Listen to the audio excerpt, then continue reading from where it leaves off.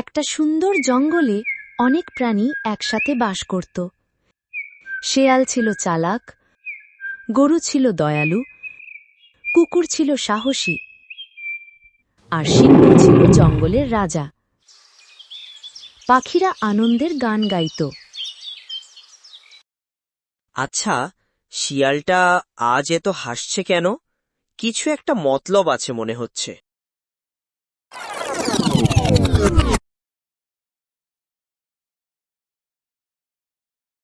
হাহা, মাথা খাটাও, শক্তি দিয়ে কিছু হয় না। এই দেখো, খাবারটা গায়েব।